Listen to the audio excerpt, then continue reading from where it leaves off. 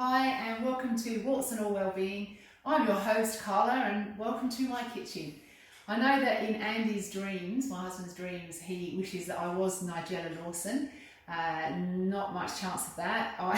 Cooking is not my forte, put it that. I guess any resemblance to Nigella would be the eyes, the nose and the mouth, as in I have those. But that's about it as far as Nigella and I go. However, I am cooking today, and the reason that I am filming me cooking or standing here with an onion is because I think cooking can be a really great wellbeing tip. Let me tell you a bit more about that. One of my favourite authors of all time is Marian Keyes. She's a women's fiction author and she's Irish and just fantastic writer. Very funny, very relatable, talks about real issues but with such humour. So if you take nothing else from today, check out Marian Keyes if you don't know her already. Anyway, one of the things that she is very open about is her depression battle and her ongoing depression battle. And she wrote a book, actually it was a cookery book, with all the recipes that she had made during a particular dark time that she was in. And she talks about how baking literally saved her life, because she would get up and just be like void and empty and dark, and then would follow a recipe and bake. And so she did that every single day.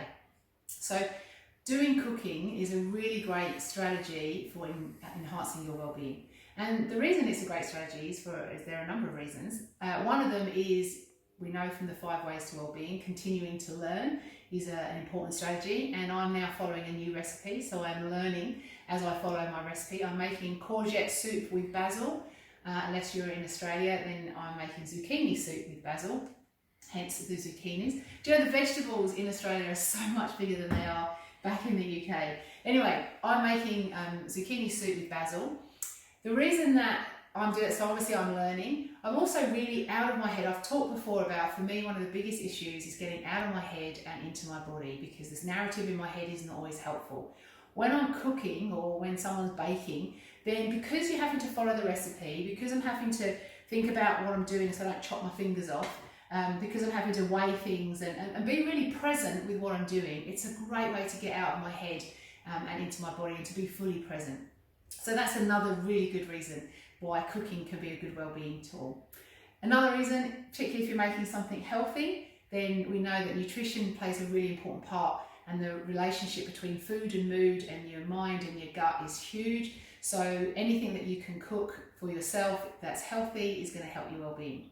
Having said that, this afternoon is a little treat. I'm going to be making some rocky road, which really isn't healthy, but it's a lot of fun and it makes me feel good, so that's kind of okay too. So all of those are things that you can do to help with your well-being. And maybe just slowing down when you're cooking, instead of just being like, go, just got to chuck it all in. You know, just slowing it down tiny little bit and being really conscious and deliberate about what you're doing can help you really be fully in this moment rather than rushing ahead or ruminating about the past. So I'm going to get back to my soup because it's already 12:30. I'm looking at the clock over there, and this soup takes an hour, so it's going to be a late lunch today. Sorry about that, Andrew. I'm sure you'll live with that. Nigella is probably late all the time. All right, guys, take care, look after yourselves, and speak again soon. Bye. So this is what happens when Carla's cooking and not Nigella. I don't know if you can see that.